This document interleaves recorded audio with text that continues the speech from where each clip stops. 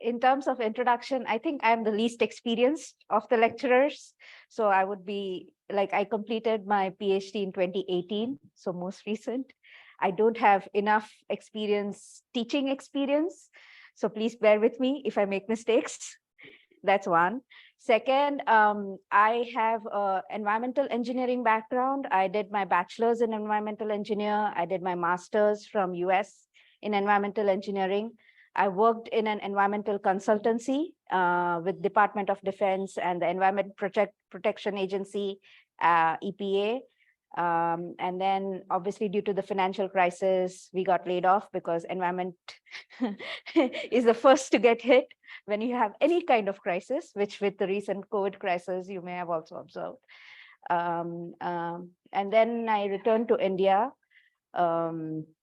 So I was interested in climate change, and I randomly emailed to Professor Shukla, who is the current IPCC co-chair, saying I'm interested in climate change and I want to have a look if I'm interested. And he worked, fortunately, I mean, he's a faculty in an institution which is the topmost management institutions in India. So I was thinking, should I go for an MBA or a PhD? So that was another question that I had in mind. And I got forwarded to Professor Garg. I worked with him, where we actually, at that point of time, initially the state action plans were getting developed in India. And I got involved in that. We had to do a report on financial mechanisms for rural development in India. So I got really interested in this field, and hence I decided to do a PhD. I was not interested in global models, frankly speaking, not at all. I was really interested in India because we are like, how many of you are from Europe? Oh, okay. Latin America, okay. And then Africa, Asia, 1, 2, 3. Okay. Yeah. So basically, as you could see, it's very much European crowd. But what I wanted to say was, from a developing country perspective, I was interested in what's happening in India.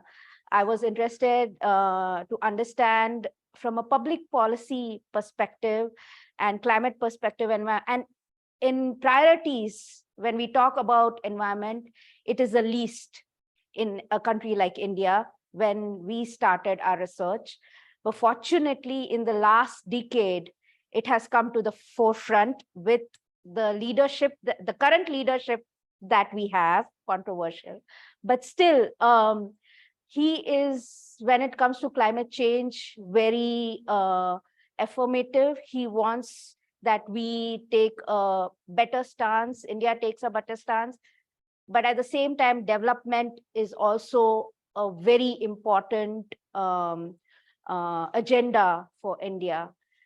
Keeping that in mind, how do we take care of climate actions? And that is how I went into doing the national modeling. And looking at national models, what I observed was mostly it was energy systems. No one was looking at water at that point of time. So I also tried to develop a water module for India, so we could see how water and energy interlinkages can be portrayed through modeling. And that is how I did my PhD. Currently, I am a postdoctoral fellow at National Institute for Environmental Studies in Japan, where I'm focusing more on industry, because again, at a global level, I've observed that power systems, agriculture systems, urbanized cities are getting a lot of focus, but industry, I think now the global models are focusing a lot on industry, material flows, and all that. And yep, so that's the background. I'll start. It's a very simple presentation when I compare it with Valentina's presentation. So you will not require a lot of theories. It's understanding from my perspective, how I look at frameworks and models. And I'll just give an example of how I did the national modeling for India. And then maybe we can discuss how at a global IAM's level, is this really important or relevant or not? So with that, thanks. So yeah, the structure. So I'll talk a little bit about frameworks. Theories, I think not so much. Models, and I'll focus on the Asia Pacific integrated assessment models, which we kind of developed independently for India, one of the models, and then just discuss how I developed the modeling for India. So a context, so you have a larger context where there are systems. So there are urban systems and various researchers depending on what their background is. So there are modelers, but you have economists, you have social scientists. So their understanding of concepts, their understanding of systems kind of differ. And also the philosophy they come from, how they view the systems could be different. And then obviously how the actors are there and the processes, and using that, depending on each of the type of sciences or social sciences, they have certain models that they work on. So what is a framework?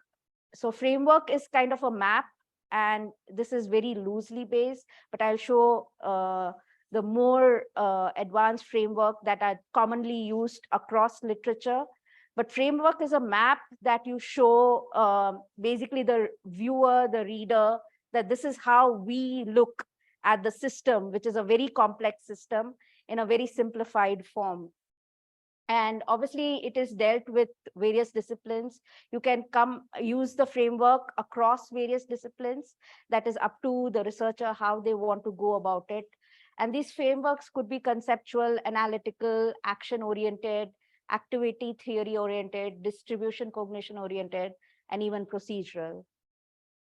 So this is one example of the social ecological systems, where you have the anthropocentric kind of framework. They have the drivers, pressures, the social indicators, and the responses.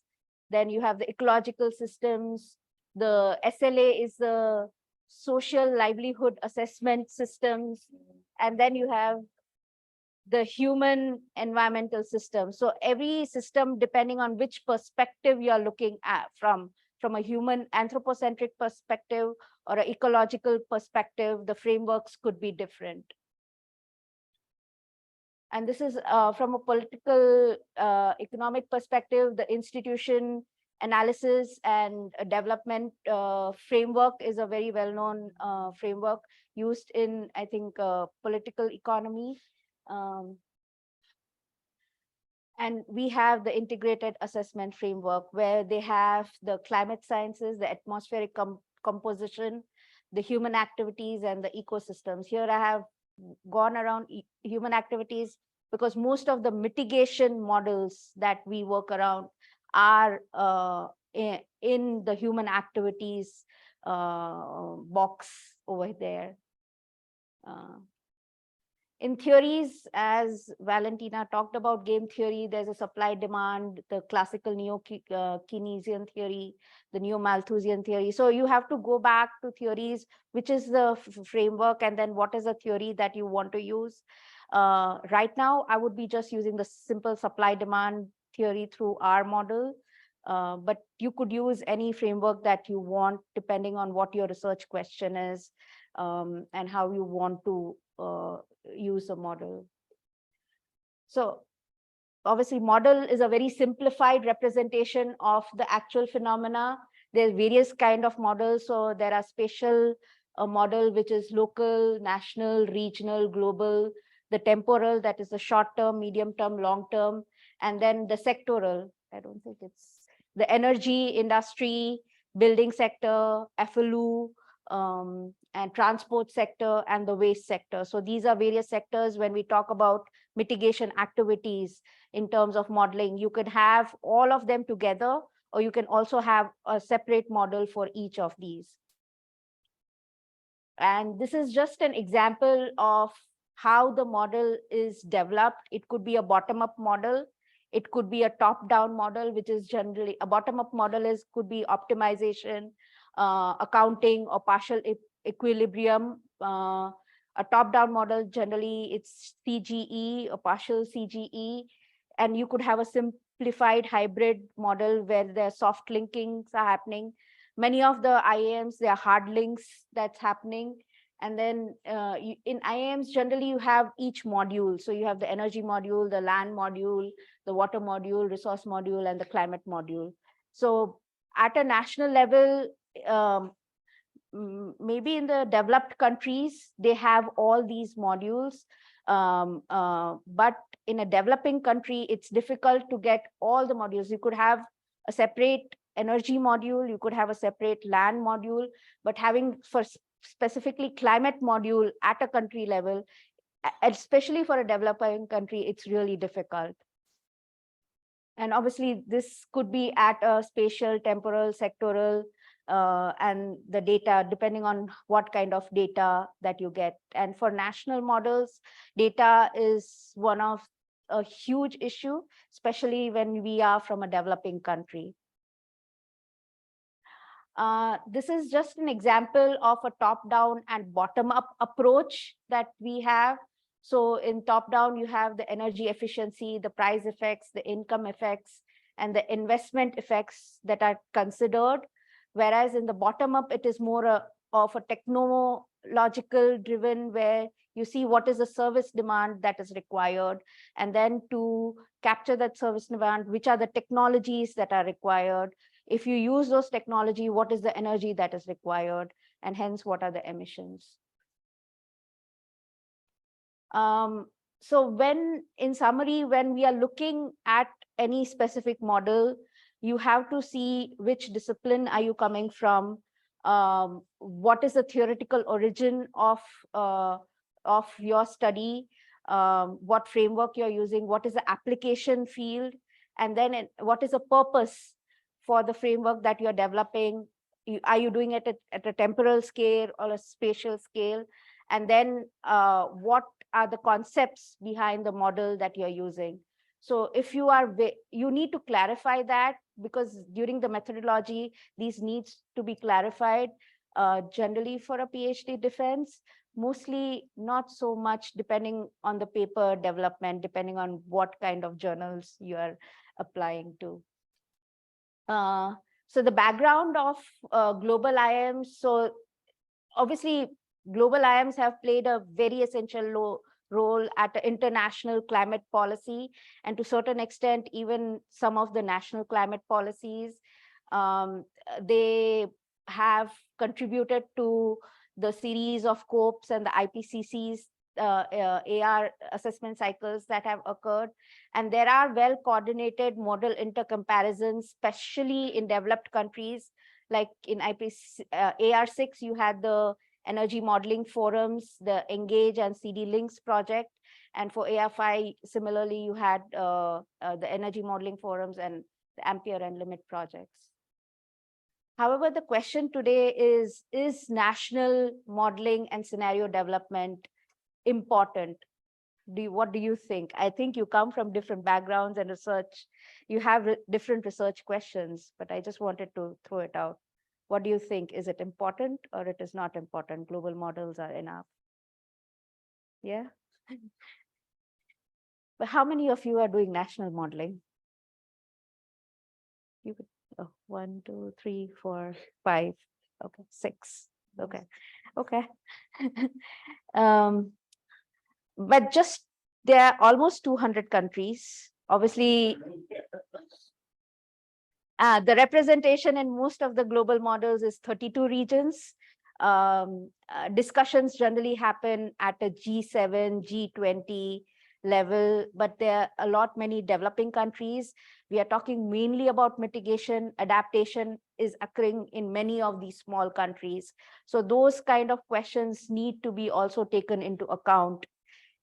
Maybe not now, but in future, these are things that need to be considered.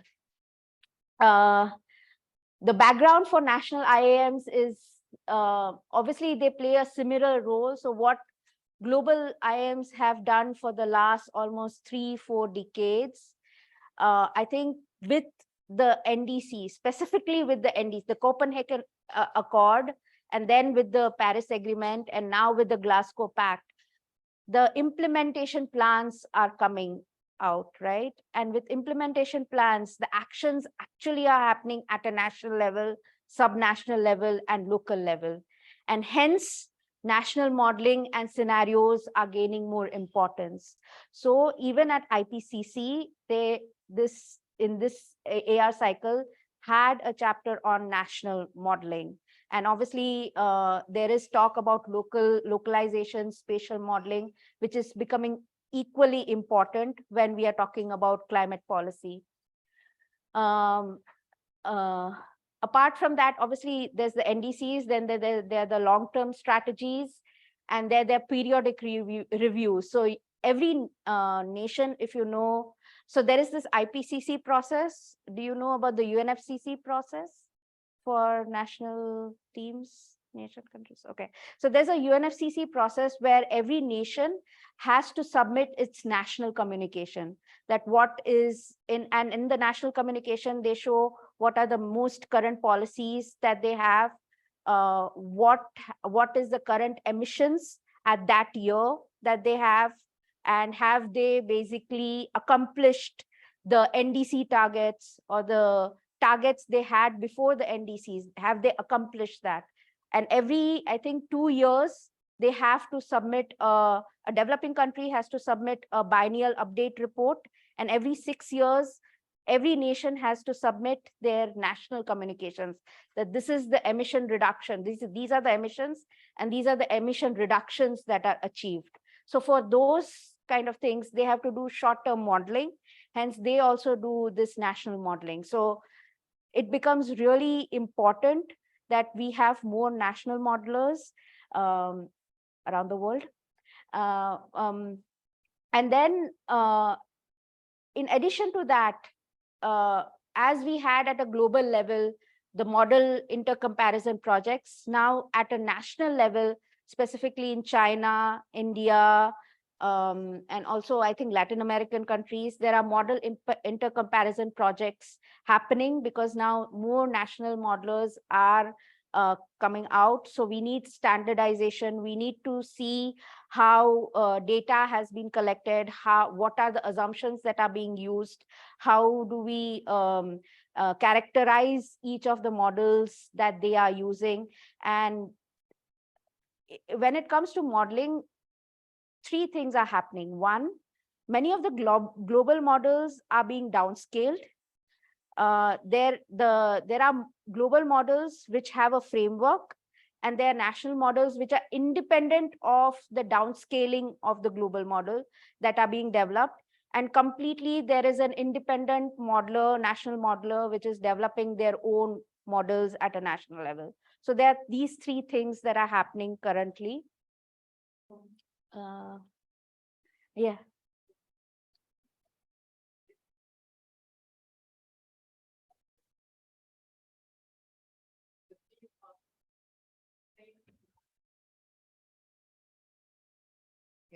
Okay, the BUR. Yeah. It's the same as you were saying, the submission of the countries of where they are from their target, or it's. Yes. So basically, there are 2 documents. One is the national communications that need to be submitted every 6 years. So most international modelers generally are not part of that.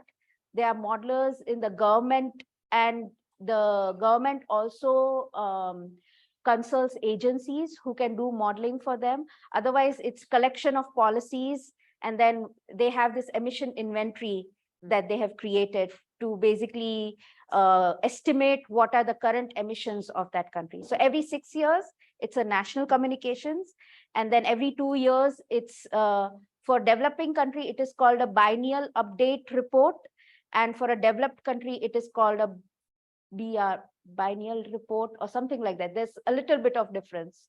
But this is something that occurs like every 6 years, and the biennial update is every 2 years. So, and there's a review process. So UNFCCC has a review process. The governments basically nominate reviewers who are selected by UNFCCC. So in the whole national communications, you have, so first you have the policy, the current policies package, what are the current policies in the country. Then you have what is the mitigation that is occurring. So there will be some expert looking at the mitigation. What are the adaptation policies in that country? What is the financial mechanisms that the country is using, the bilateral financial mechanisms, the multilateral mechanisms that the country has. And I think the capacity building that the country has in terms of climate change, climate science, climate modeling, what is the capacity that the country has currently and what is required. So the country basically in that report actually says from a technology perspective, this is what, these are the technologies that are required. From a capacity building perspective, we do not have this capacity. From a climate modeling for climate science, for example, we do not have enough climate science modelers. So we may need that capacity building. So the country basically not only gives, it's kind of a stock take of the country's not only emissions inventory, but what is the current capacity of the country. So if you want to get information of the country's latest emission details, adaptation details, financial details, a national communication or a BUR report is a very good report to go through, reference in addition to policy documents. So, I mean, is national modeling different from global IAMs? Do you have any other questions till now, or is it okay? Is national scenario development different from global IAMs? So, I mean, generally, yes, and it depends on the modelers. So how a national modeler looks at their country, or obviously an international modeler looks at one country, is completely different because the assumptions they have, the data they have. So a global modeler generally looks at an international database. And what we have seen as national modelers is we have to stick to government databases, because if we are advising the government for a national policy, the first thing they ask is, where is the data coming from? So even if there is inconsistencies, like one of the things is a common differential between any international paper. Whenever we submit the paper, they say, oh, in this international paper, India had this number. So we had to justify saying, yes, it is there, but at a government database level, this is the number that we have. So it may be higher or lower, but we have to justify saying this is what we have, and we will stick by it. Sometimes we have to, but we don't know what exact data is. Yes, Nico.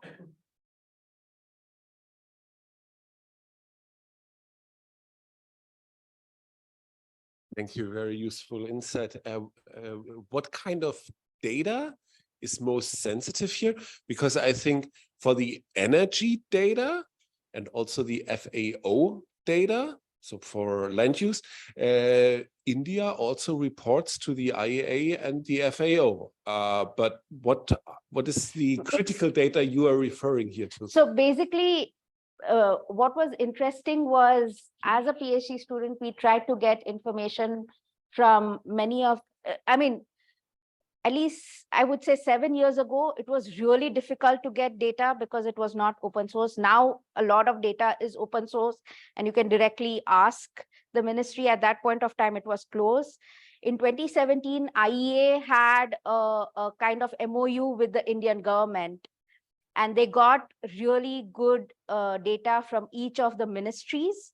However, how the data was used and how they reported India's perspective and context, specifically in 2020-2021 report, the Indian government was not happy with that. So now if we say that this is the IEA data, they have the IEA report, they say we do not want to see the IEA data or report. We'll give you another data, but we do not stick by what they have. So initially it was a good cooperation. IEA got good data, but the way they, I think, came out with the report, the national government was not very satisfied. And now, especially 2024 is an election year for India. This is being recorded.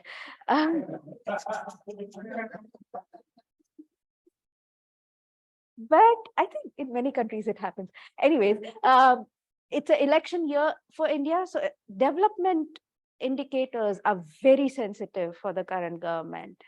And we had to have a census out by 2020. We've not had a census out since 2020. The national surveys, the indicators, the poverty index has changed. Income deciles have changed. So we cannot compare to previous data. So now how do we reconcile?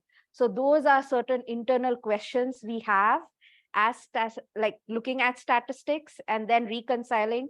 And here we are not only talking about internal national reports. If we have to publish, how do we basically justify the number that we are using? So those are definitely questions that we have. We try to justify.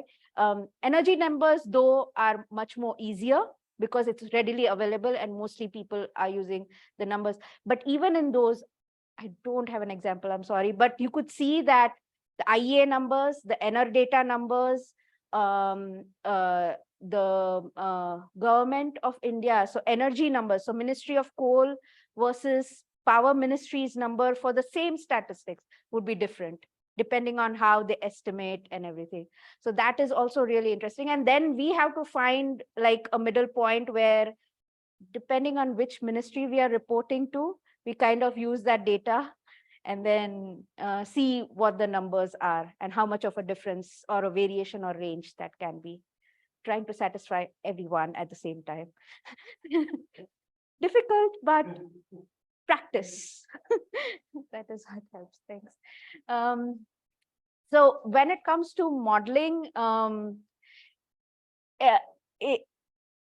think it depends on the modeler. What I've understood is talking to other PhD students, especially in developing countries.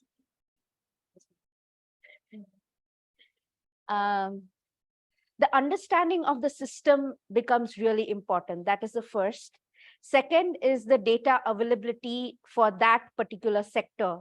So if it's a power sector versus a transport sector versus an industry sector, that becomes important. Third, the model that you are using. So model is like in my case, the demand modeling is exogenous to the model that I run. So what is the kind of demand modeling that I'm running? Is it based on a population indicator, population and GDP indicator, or it is coming from bottom up? So steel, for example, I'm using steel intensity of each of the subsectors to basically then say that this could be a steel demand.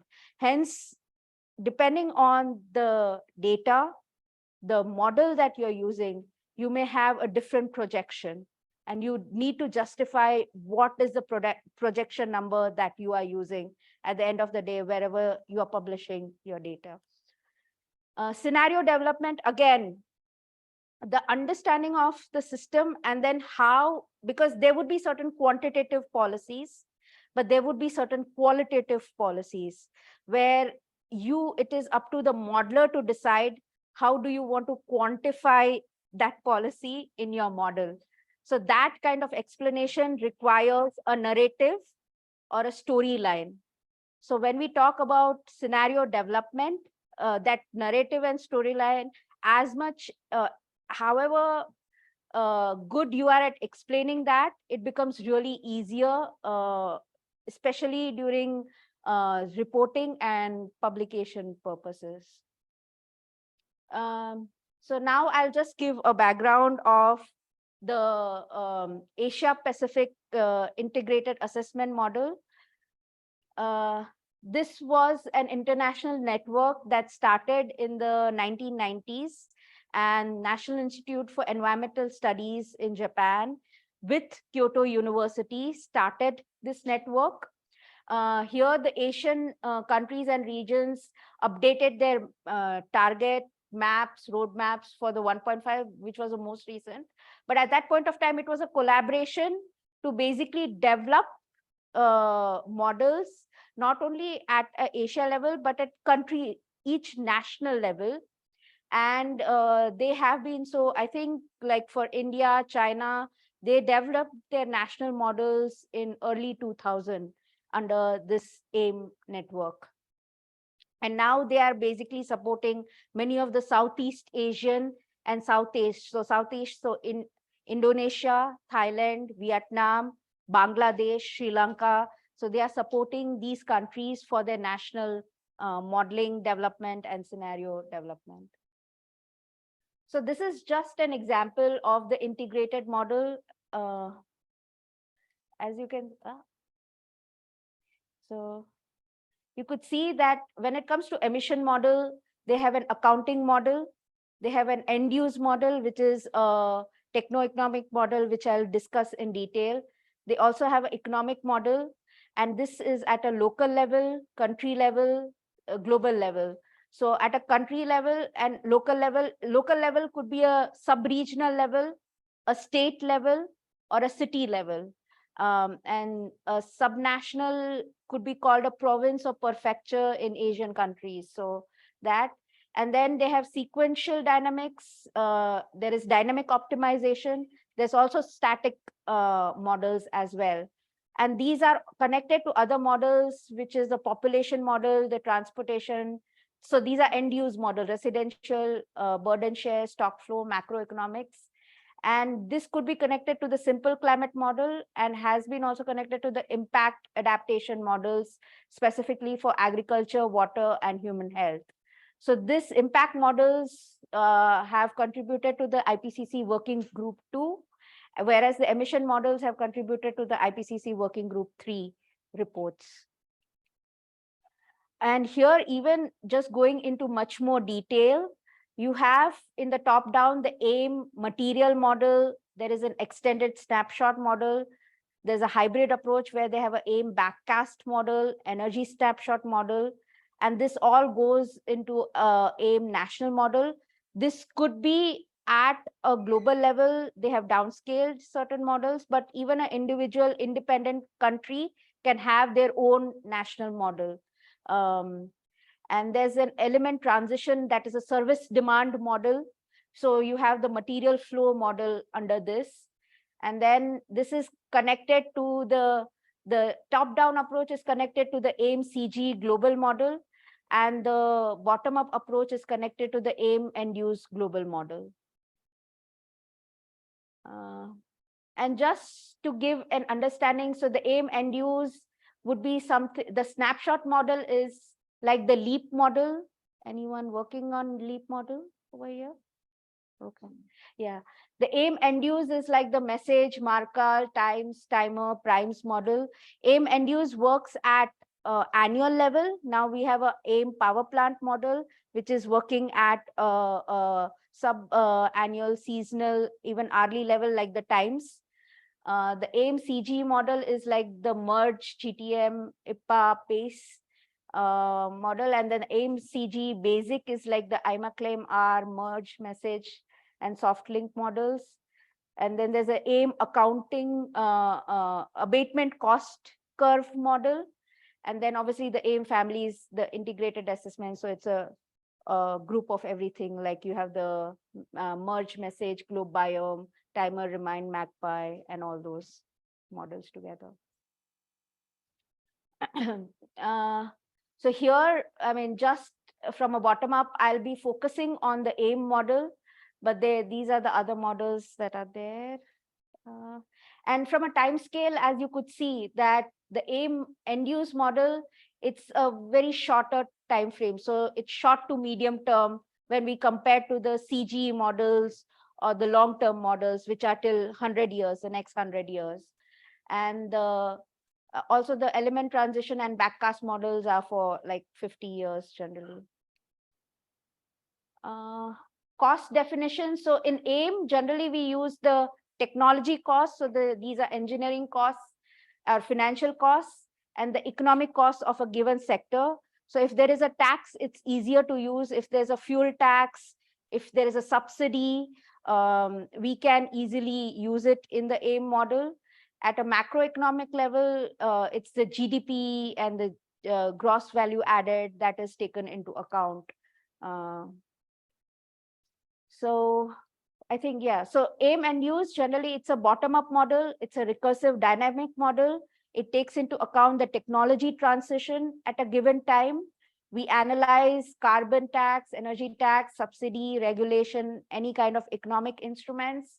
The target gas, CO2, non-CO2, all the air pollution elements we take into account, and multiple sectors, because it's a technology-based model. So whichever sector has technology, we could have that in the aim and use model.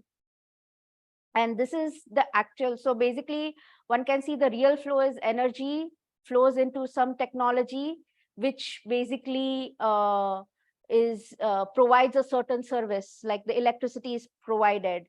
So this is the real flow of the real world. However, when it comes to simulation, we first simulate the service demand. The service demand can be simulated using the socio-economic parameters like population, GDP, urbanization rate, the policies that are there, but also at from a bottom-up level, like the example I gave for steel.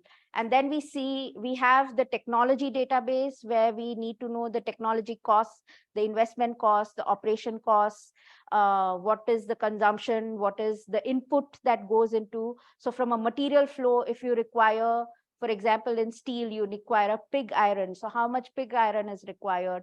For cement, what is dolomite? Or so that also can be captured in the AIM model. And then the diffusion rate and the lifetime of that technology is required. And then obviously the energy database has the energy type, price, constraint, and the emission factor.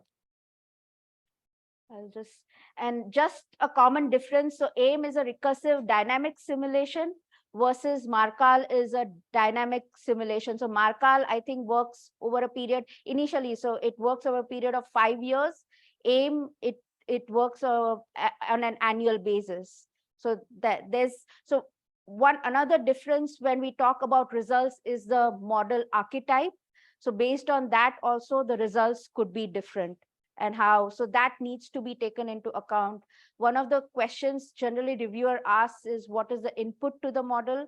What are your assumptions? And thereby, what is the output of those assumptions? So you need to be very clear when you're doing these kind of modeling.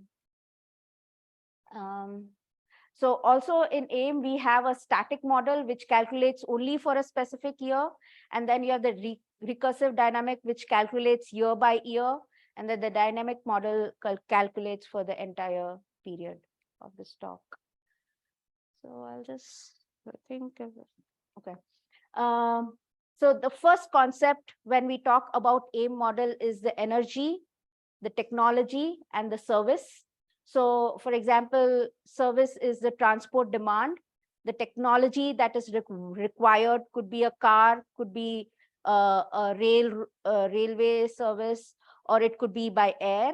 And then what is the energy required for each of this technology that needs to be taken into account. The second is the energy service demand. It could be tangible or it can be abstract. So tangible, steel demand is tangible, but the transport demand is abstract. So that is the difference. So one needs to know what are the assumptions that is going behind each of these demand services. And also from a unit device perspective, 1 million ton of steel per year cannot be compared to 10,000 kilotons of steel. You have to compare like 1 kiloton of steel per year with 1 kiloton. So you cannot compare a large unit source with a small unit source technology wise. You have to have it at the same unit device in the system for comparison. Then the technology selection, it depends on the size, efficiency, running cost, initial cost, and you can have multiple technologies. India at one point had 26 different modes of transportation, where we also took into account the animal transportation that we have, because in rural area at that point of time, depending on the year, animals were used for transportation. So how much energy is used? So those are certain things where it all depends on the modeler's understanding of that sector, and depending on that, what is their understanding of the technology, and that can be taken into account. The selection of the technology is to satisfy the demand. So when we put an exogenous demand, the model selects the technology, one, based on costs, what is the least cost. Second, based on constraints that you provide. So there, it could be a fuel constraint, it could be an emission constraint, it could be a material constraint, it could be technology constraint. So you can provide various kinds of constraints to the model, and based on that, the model will select specific kind of technologies. Thereby, you will get an energy demand, a technology fuel mix, which then provides the emission mix. And then obviously you can calculate the total systems cost. And mostly here in this model, it's a discount rate that is used for annualizing the investment costs. And this is just an example. So you have the initial cost that is annualized plus the annual cost in the model. This is the payback time period. So depending on the technology, so I think lifetime and what is the payback of each of the technology, you can have a different discount rate. So that becomes really important. So if it is a 40 years lifetime, the discount rate would be smaller versus a short lifetime, the discount rate could be higher, something like that. And these are various constraints. So you could have a service demand constraint, you could have stock dynamics. So this is the actual stock that is there, and that itself could be a constraint for a particular year. You have the emission constraints. It's not only CO2, but you could have the non-CO2 air pollutant constraints that can be added to the model. And then the energy supply constraints, also energy demand constraints from a technology perspective can be added to the model. We also can limit the share of the device. So there's a lot of dynamics, but generally we leave it so the model can select the technology based on various constraints. So this is just a simplified example. It can be very complex as well, of how the power system can be modeled in aim and use. So you have different kinds of power, then the technology, so the existing technology and the new technology, which provides net electricity. And then there is some transmission loss, and then there's the electricity that is consumed. Similarly, you have the transport system. And here the transport system can be linked with a district choice model or a panel data model, where you have a demand model that can be soft linked with the aim and use transport model. This is an example of residential system. In residential system, like cooling is a service, lighting is a service, warming is a service, cooking is a service. And then what are the energy required for each of these technologies that is provided. And here it's an example of, you have data at a state level, and then how do you aggregate the energy balance table at a national level. So if you have a state level data, you can aggregate to a national level data. Yeah. And so from a modeling perspective, we generally use the model for either exploring what a new scenario could be, or it can be normative. And an example for exploring is how much, if for a developing country, what is the energy demand required in 2050? So that could be explorative. And however, we can just back target saying, but we need to achieve this by 2030. So that could be more of a normative backcasting kind of a modeling that can be done. Any questions till now? And I can just give an example of India. Oh.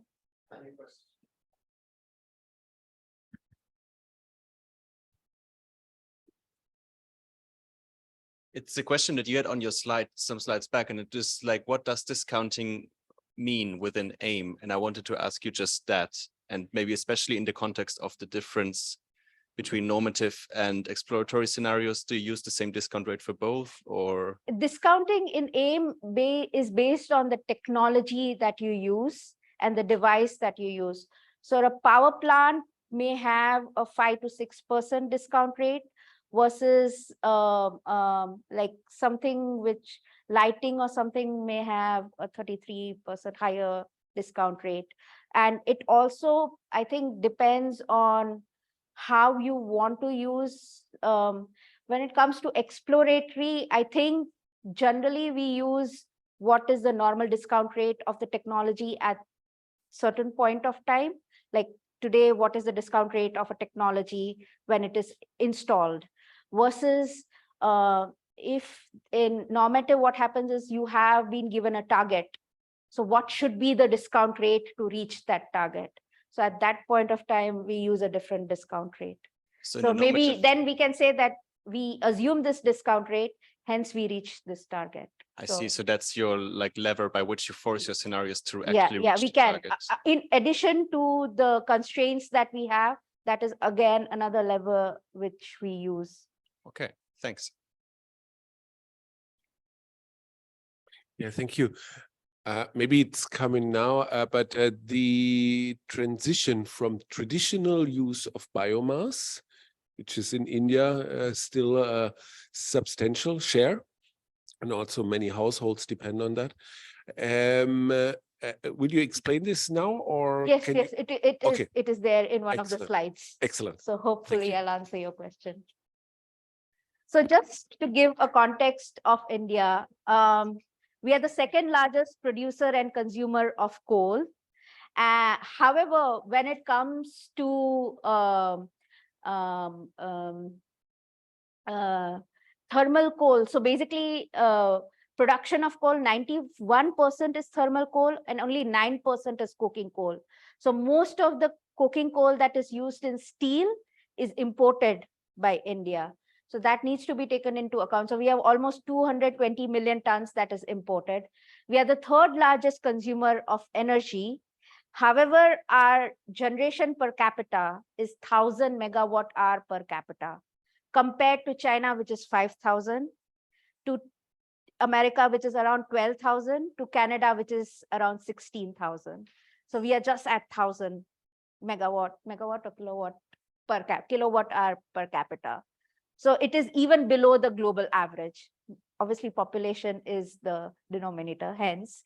But when we are talking about decent living standards, India is nowhere. And at least we require, I think, 39 to 50 gigajoules when we talk about energy per capita. So those are certain things that we have to take into account.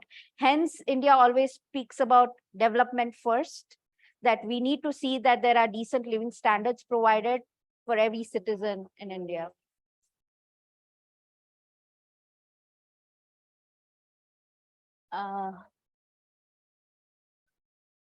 Coal is projected to remain as a main source. So we had a huge coal stakeholder engagement.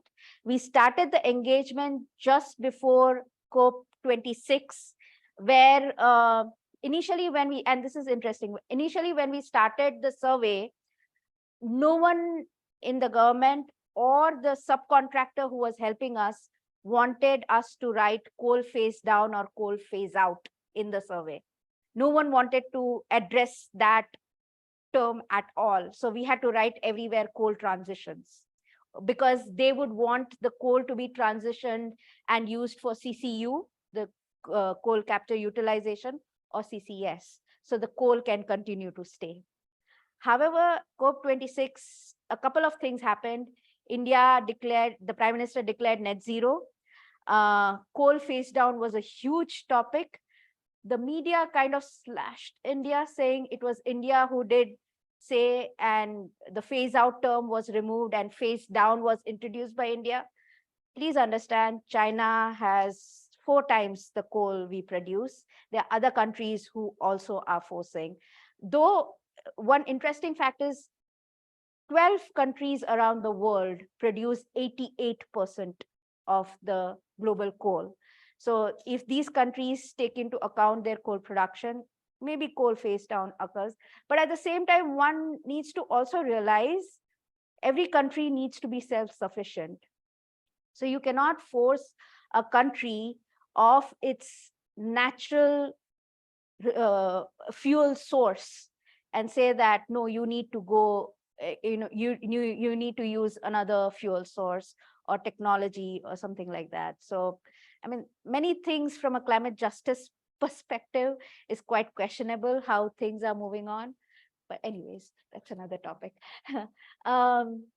Around 750 million have gained access to electricity.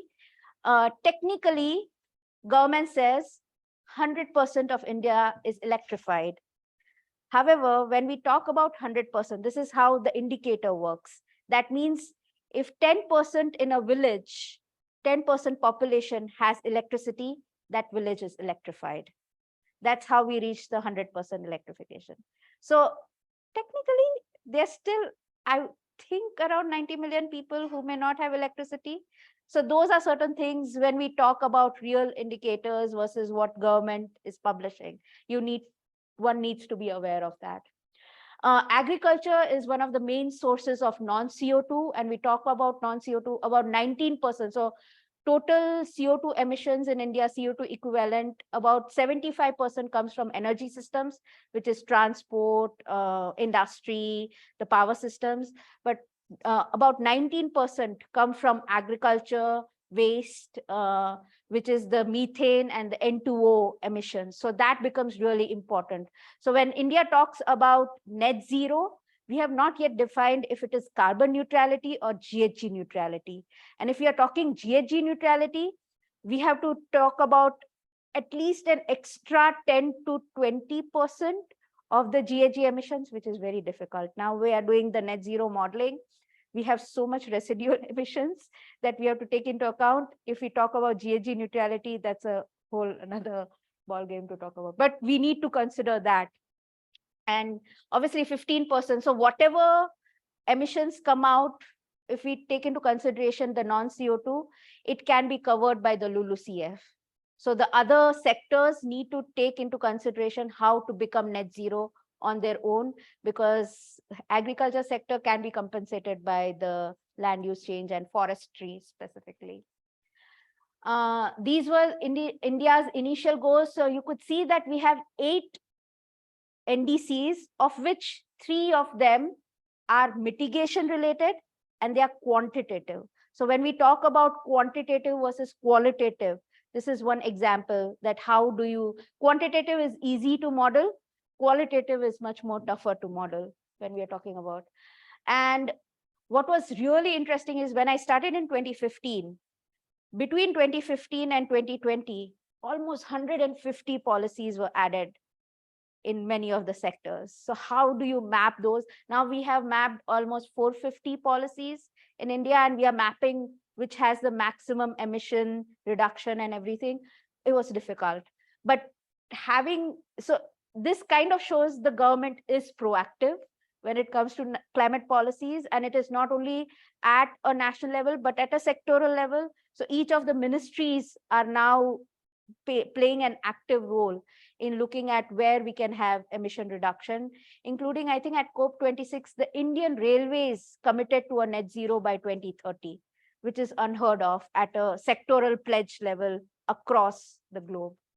So this is just an example to show like pre-Paris versus a post-Paris comparison of the same ambitions, and how we have to track that, how each of these ambitions, as they are increasing, how much of a reduction is happening. And one can see that from we have now 9 goals, but of 9, almost 7 of them are quantifiable. Initially, we just had 3. Now we have 7, which we can quantify. So that was really interesting to see. But in addition to that, what is also interesting is what are the coalitions that are happening at worldwide? Because mitigation is one part, but finance is another very important discussion that we have. And we have to answer what are the investment needs for a developing country like India. So modeling as well as certain financial models become equally important in model considerations. So we are not only looking at climate actions, but the SDGs. So what were the Millennium Development Goals and the SDGs, and trying to see. So one of my papers, the water energy paper, showed that if we achieve our SDGs, India to certain extent can actually early achieve their NDCs. So even if we have a development first kind of an agenda, we can currently achieve our climate actions. But if we go for climate actions, we may not be able to achieve many of our development goals. So those are certain things which become really important for a country like India. And obviously the drivers almost are the same. So I'll just pass them. So, and this is like a research framework. I was very immature at that time, but I tried to create a research framework where I was showing the physical systems, the human systems, and then what the model is about the water systems and what were the interactions that it was looking on and the policies. And if we could integrate or carve out or have some innovative policies that are coming out. And this was before the net zero discussion kind of happened. And what helped was whatever, so we were one of the teams where whatever modeling that we had done, whatever scenarios we had done, we were asked what would be the peaking year for India by the government. And most of our, like in global models, 2030, because they wanted to achieve the 2050. For in global models, India was showing by 2030 we should do, so 2060 India, like the global, at global level we should achieve a global 2050.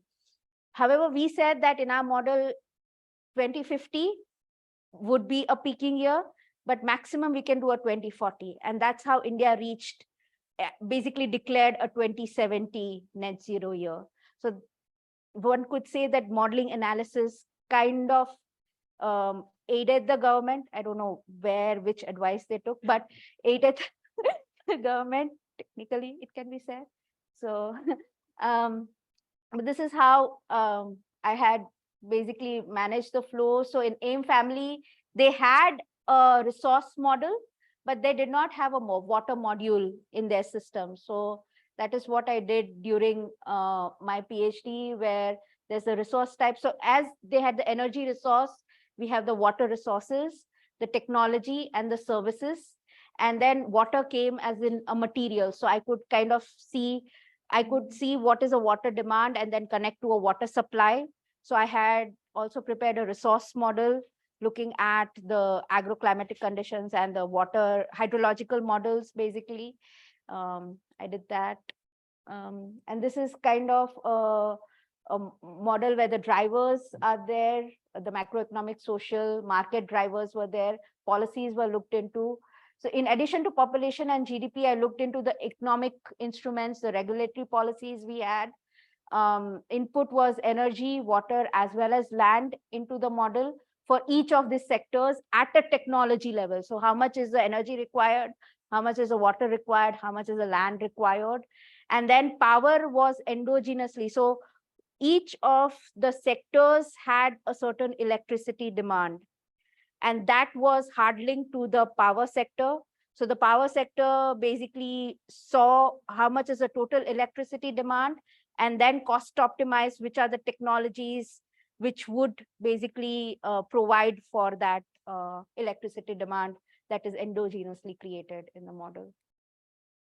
And this is just a difference, like in WEEP, you have optimized the demand side and the in-stream flow. Here, it's just technology. So it's the technology costs, minimizing the technology costs with these constraints. And this is just very detailed.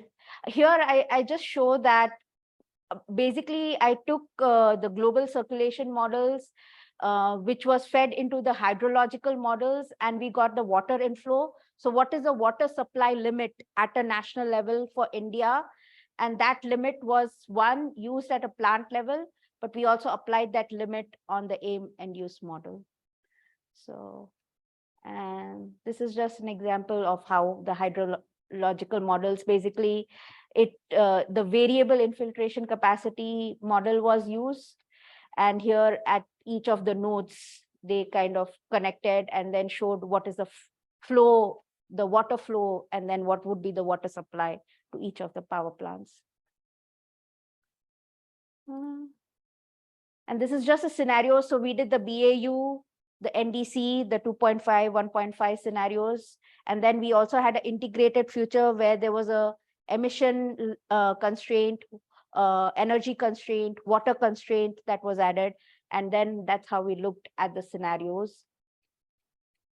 So just an example. So this is like the primary energy, the model kind of showed in terms of various fuels across the scenarios, where obviously coal dominated the scenarios and the energy mix at that point of time. And because coal was there, we had to have CCS as a technology. So that, and then if we needed to decrease coal, it was replaced by natural gas at that point of time because of costs. And then this is answering, I think, Nico's question on the transition. So just an example of transition. So this is the biomass, which one can see that because we had an emission constraint, it kind of decreases. So the technology decreases, hence the energy that is used for that technology kind of decreased, which is replaced by LPG because we have that policy. And then ultimately now when we do net zero, everything is replaced by electricity demand. And it's assumed that this electricity demand is low carbon or emission free kind of carbon electricity power, basically. Yeah. Biomass. Yes. No, it's endogenous. Yes.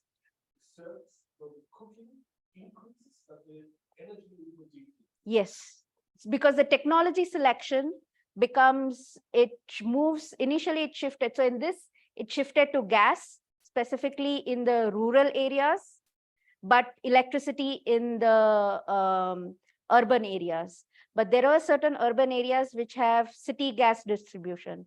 So they also showed that.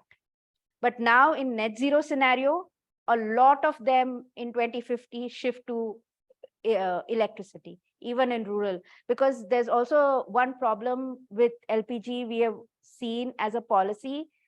Till a subsidy was provided, the consumers used LPG as a fuel.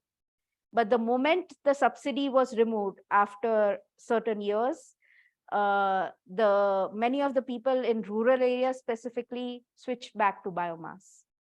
So if you have electricity, hence if the village is 100% electrified, they may shift to electric devices like induction devices or something like that.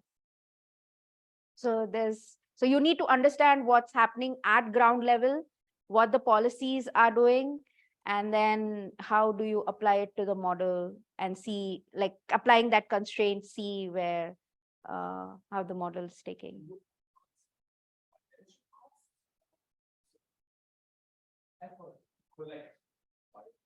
No, we don't. The effort, no, only finance cost, only the financial, and also so if there is a subsidy that's provided by the government, that is taken into account at a technology level, and even at a macroeconomic level. If there's a subsidy, the model has the capacity to take.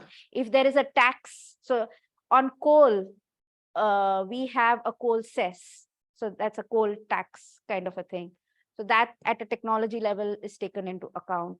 So subsidy, all the regulatory instruments, if there is a technical target, like you have the Euro stage 1, 2, 3, 4, that are taken into account. The economic instruments like tax, subsidies, what the penalties, those are taken at a technology level, they can be taken into account. Even at a macroeconomic level, they can be taken into account in the model.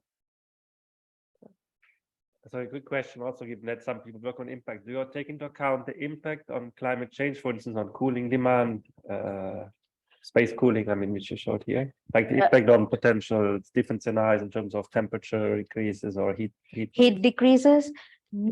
During this one, no, we did not. We just said what is the demand, how much would be the appliances for that demand. That is all. But yes, that could be something where if the data is collected and we have the data, we can apply that to the model. But we have it at a city level. So, and that is one of the problems even for transport demand. We have a lot of really good data at city level for certain assumptions, but then we cannot generalize the same at a national level. We have to aggregate it and then have certain answers. So yeah, that becomes a little bit. So for a local level model, yes, it can be done. We have the data and it can be done, but I'm not sure if there is a capacity building at a local level for that kind of, unless the researchers interested because it's their city. And this is just an example where we basically published this data where we showed the BAU versus the 2 C, 2C and 1.5 C emissions for each of the area, where what was observed was energy efficiency was one of the main reasons for emission reduction, followed by renewables, demand reduction. But then when we go for 1.5 C, CCS played a huge role. And at that point of time, it was just an academic question.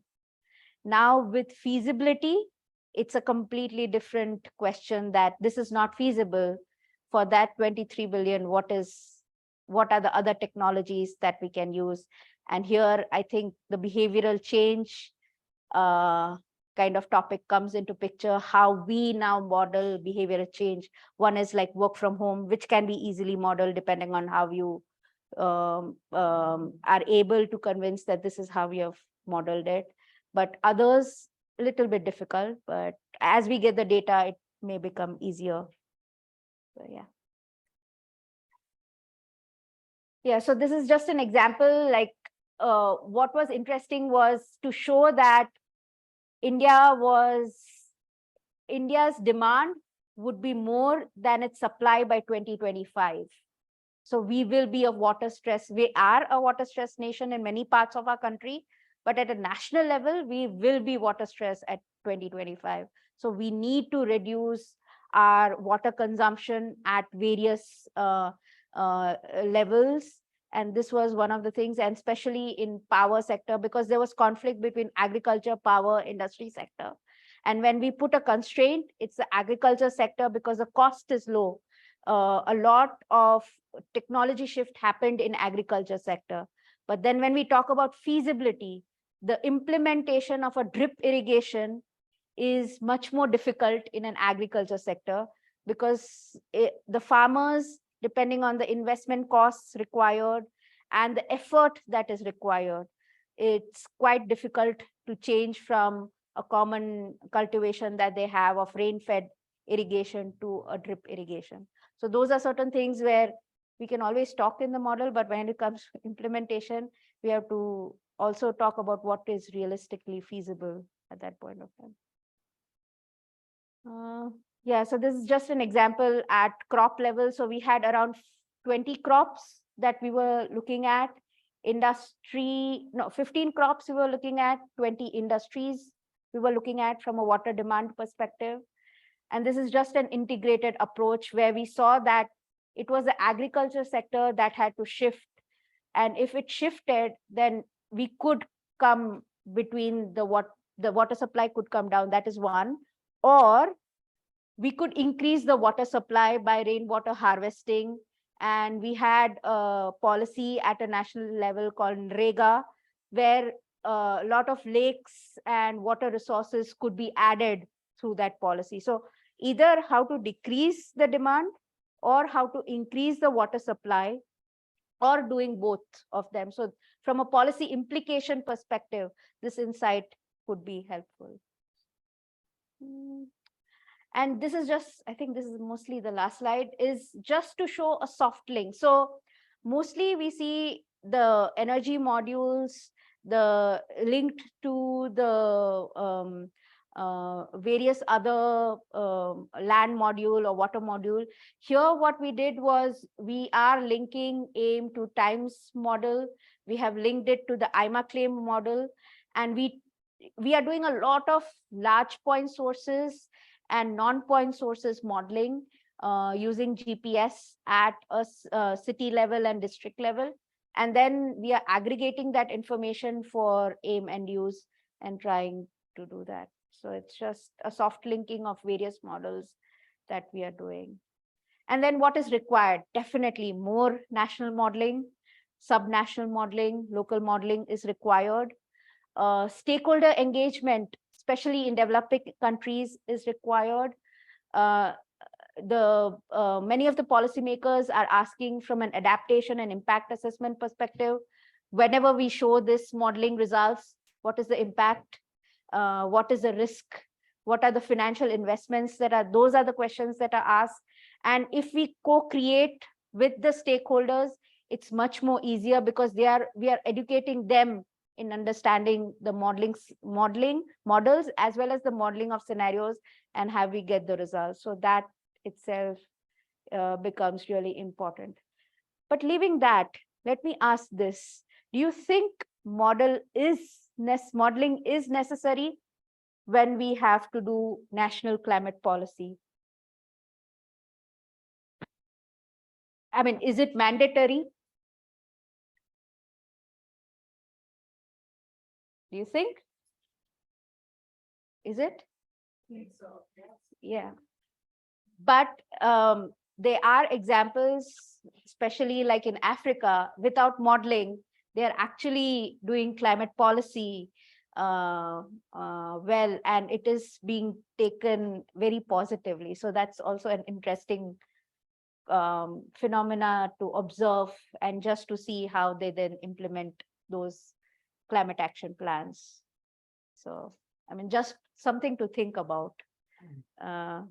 So anyways, yeah, and from a national perspective, data collection is a huge challenge for developing countries, especially India. But in the last 7 years, it has become better. But there are many other South Asian countries, Bangladesh, Pakistan, Southeast Asian countries. So data collection is a huge problem. Then preparing the data, depending on how your models are. So different models. So this is just an example of AIM. So message, remind, they would have a different kind of data set and analysis that they require. So you need to understand that to be able to apply. So that is required. And obviously then depending on how you understand the model, so soft linking, because every system is interconnected. So that becomes really important. That's it.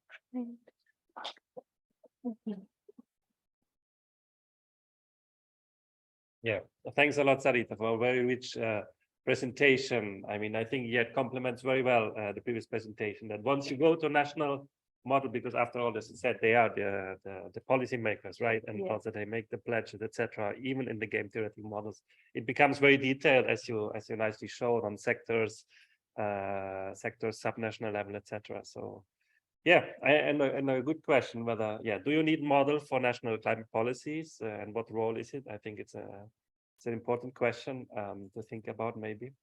Yeah, I don't know. Any other questions or comments? Okay.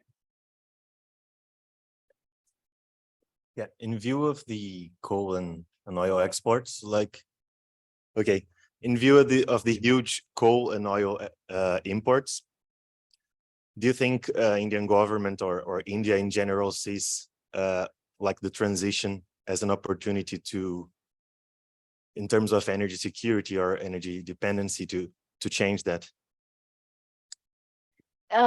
Really good question, because of the scale, we can put our fingers in many pots.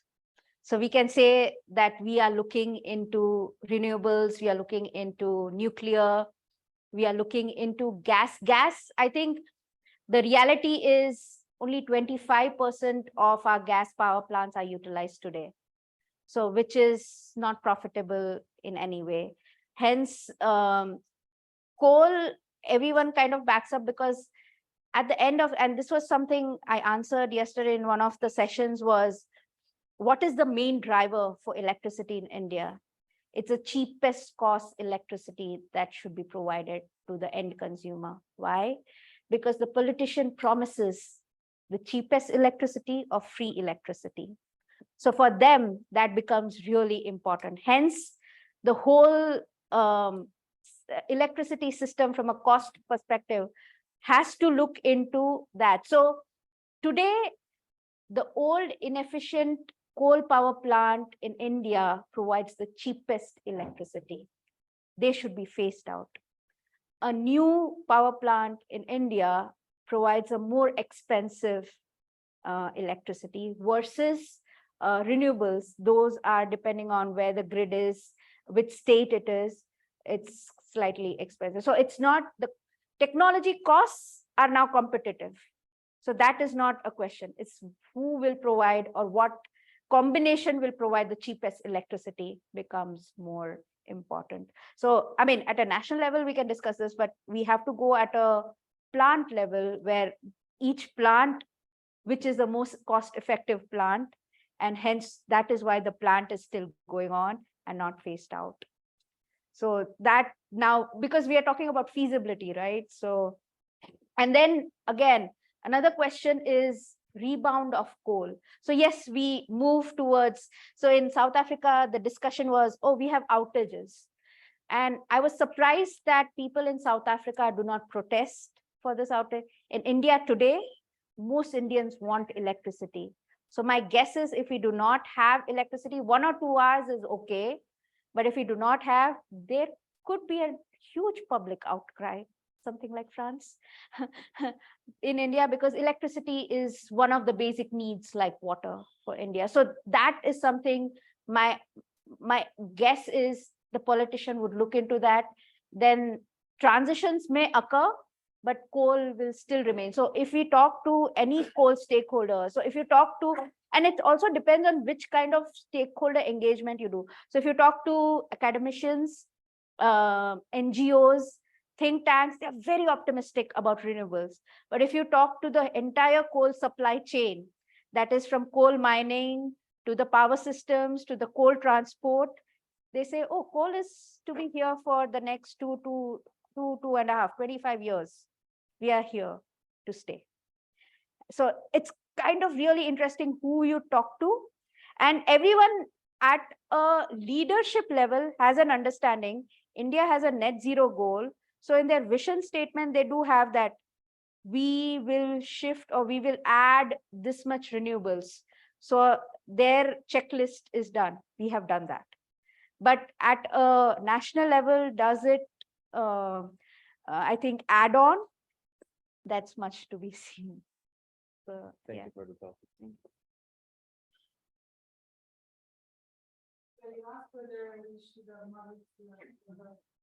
National level, there is this beautiful book called The Motherland, and the claim there is that every modeler should read. The claim there is that mostly the model is used to generate a share narrative across stakeholders. So I think every country should make the effort to pay themselves to build their own models, to build the consensus around some trade-offs and complex issues. It is very useful to have your own national model because it's not coming from some other external force. You build it, and by building it, you understand things and share a story. Yeah, I mean, for me, I also believe that modeling is important because I went through this process. I learned a lot. It was really interesting because yesterday I saw Senegal's presentation, and they have come out with their, I think, net zero plan, or I think JETP plan, I don't know. They have not used models, and the policymakers have accepted that. And without models, they are able to do that first like report, and also in a very short period of time, which is commendable. So for me, it was quite a surprise, because we have this huge process, which is almost 2 to 3 year process. Hence, I mean, it was just how should a fun fact to know that that has also happened. So. Other questions?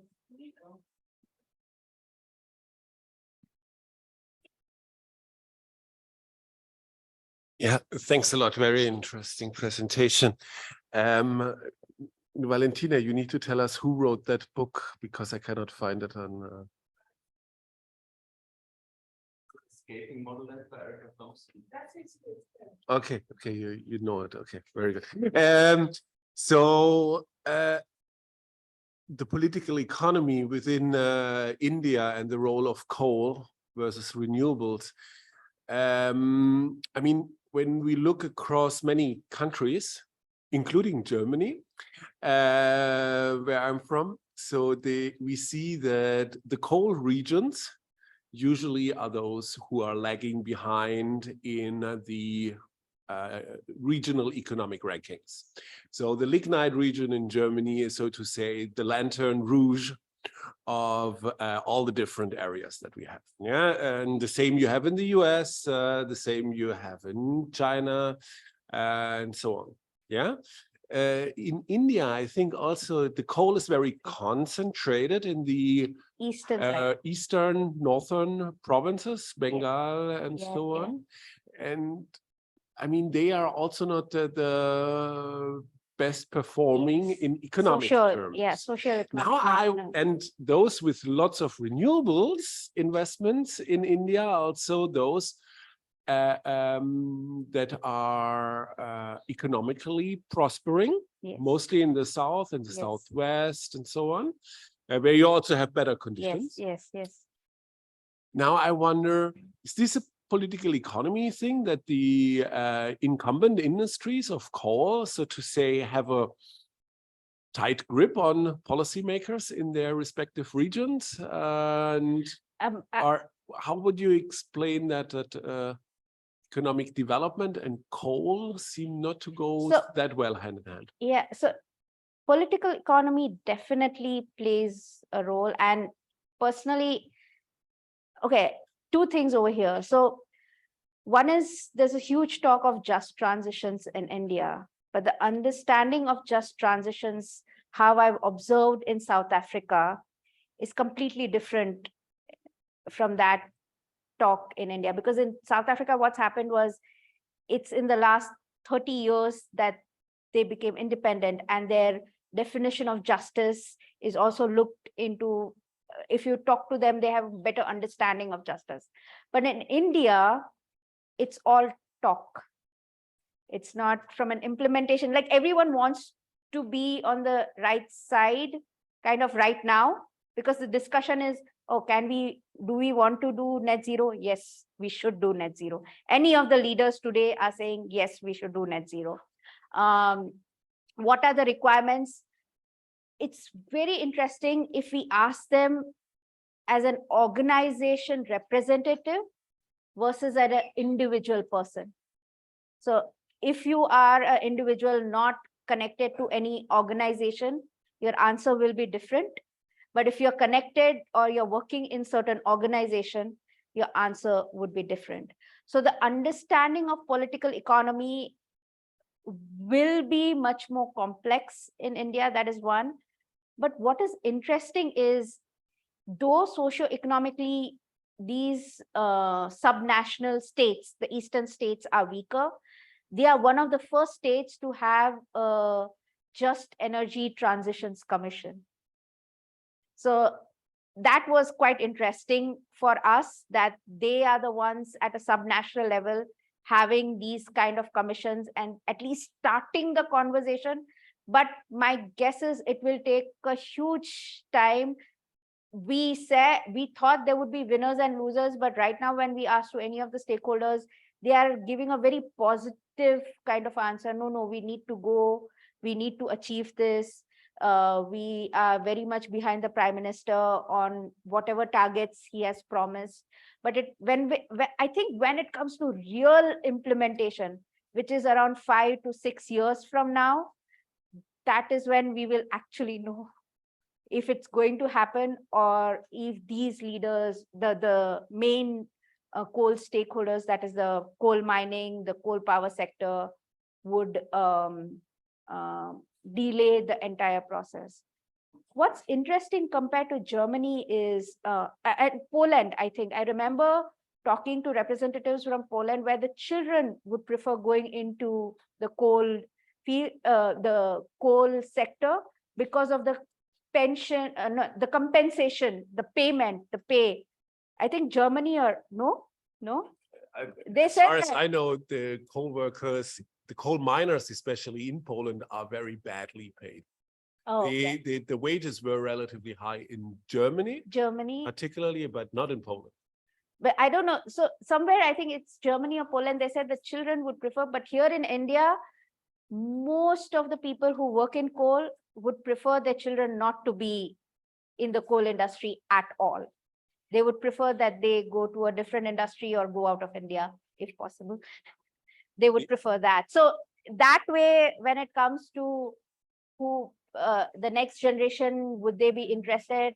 So I think it's a combination. My guess is financial stress on the power sector, because of how the power sector is not being able to pay for itself, especially the production side. And the second will be in coal mining. Is it more profitable to mine coal versus? So it will definitely come down to cost dynamics. And if they find something much more export-wise profitable in that very region, like in the case of South Africa, I think they are making a case for, they export a lot of coal. So instead of exporting 1 ton of coal, if they export 1 ton of DRI, that is equivalent of exporting 7 tons of coal. So if they move towards DRI production, they could stop their coal production or export altogether, kind of. So they are trying to find avenues where they could find a much more better product to export at a higher price, which will kind of compensate for, and that is something I think in India also right now, because of the current government, they are looking at businesses and which businesses could counter and help in the coal phase down. And so from that aspect, so that is how they are thinking. So we have these sunshine kind of businesses we are looking into, and industries we are looking into. So from a finance perspective, we are narrowed down that industries and looking at it. So yeah. Great. I don't know if I answered your question, but we can discuss later. Any other questions?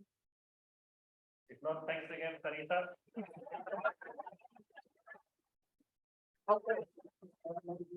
You know, almost about that lunch, but we thought it was slightly taking program for that, especially if it's your fault, you have to make questions. So don't let them.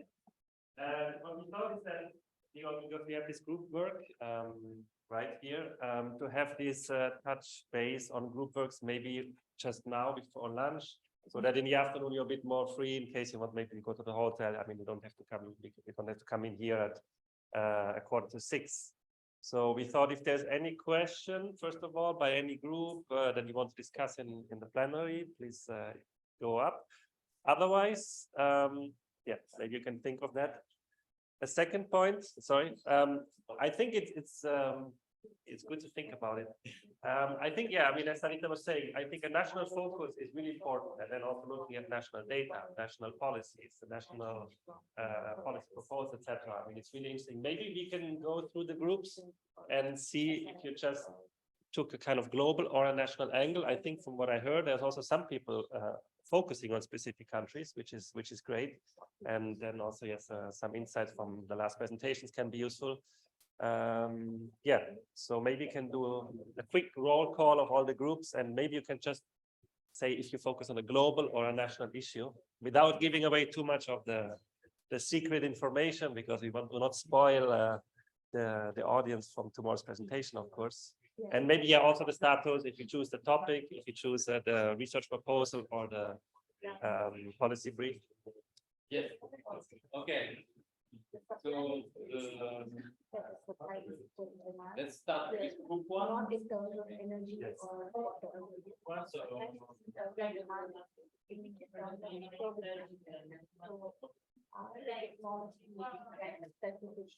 We have a national focus in group one, and it's a research proposal, right? So it's Not the a scientific proposal. Great. Group two. So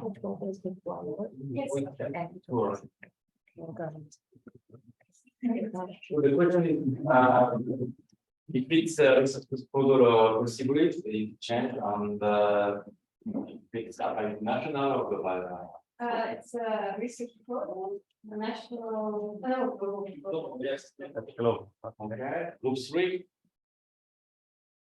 Yes, a research proposal, and it's kind of, but rather than national. Group four. Research proposals, global policy for the national system. Okay. Case Group study. five, yeah, it's pure research proposal and global policy. Okay. Okay. So it's around half and half. So I think that's great. So any other questions or some concerns, doubts about? I think we thought about the deadline because of it, Yeah. that's for the what I thought. presentation. Yes. Like in 1 hour, they should submit the presentation. No. But we thought about the deadline. I think it was 9 o'clock tomorrow AM. Sharp. Yes.